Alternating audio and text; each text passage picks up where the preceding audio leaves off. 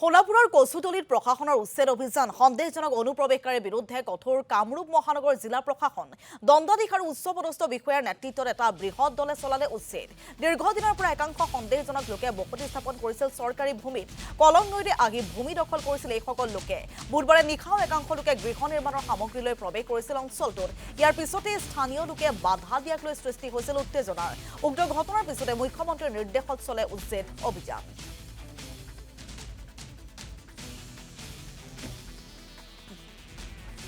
আৰু ইয়াৰ কচুতলিত প্ৰশাসনৰ উচ্ছেদ অভিযান আমি পুৱাৰ ভাগৰ দৃশ্য আপোনালোকক দেখুৱাইছো সোণাপুৰৰ কচুতলিত প্ৰশাসনে উচ্ছেদ অভিযান চলাই সন্দেহজনক অনুপ্ৰৱেশকাৰীৰ বিৰুদ্ধে কঠোৰ কামৰূপ মহানগৰ জিলা প্ৰশাসন দণ্ডাধীশ আৰু উচ্চপদস্থ বিষয়াৰ নেতৃত্বত এটা বৃহৎ দলে চলাই অভিযান দীৰ্ঘদিনৰ পৰা একাংশ সন্দেহজনক লোকে বসতি স্থাপন কৰিছিল চৰকাৰী ভূমিত কলং নৈৰে আহি ভূমি দখল কৰিছিল এইসকল লোকে আৰু তাৰ পিছতে এইদৰে পুৱাৰ ভাগতে আজি প্ৰশাসনে উচ্ছেদ চলাই সেই স্থানত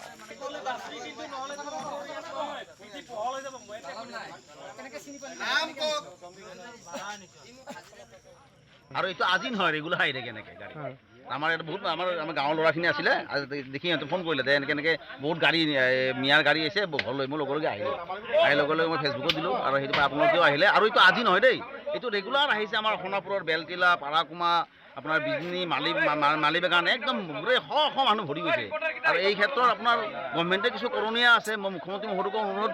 জনাওঁ তেখেতক অন্ততঃ এই ট্ৰাইবেল বেল্টৰ মাটি গতিকে এই মিয়াবিলাক কেনেকৈ ইয়াত বহিব পাৰে আৰু গোটেই গভৰ্ণমেণ্ট লেণ্ড ইয়াত কোনো মিয়াদি মাটি নাই এতিয়া কাৰোবাক বিক্ৰী কৰিছে কোনোবাই বহিছে গতিকে এটা উচ্চ পৰ্যায়ৰ তদন্ত ইয়াত হ'ব লাগে হয় অন্ততঃ চাব লাগে যে কিমান মানুহ বহিল কিমান আহিল ক'ৰ পৰা আহিল আৰু ক'ৰ মাটিত বহিছে গোটেই ট্ৰাইবেল বেল্টত কেনেকৈ আজি মিয়া ইয়াত সোমাবলৈ আল্টিমেটলি কি হ'ল দিছপুৰ আমাৰ নতুনকৈ যিটো আমাৰ ডিমৰি সমষ্টিটো ইহঁতৰ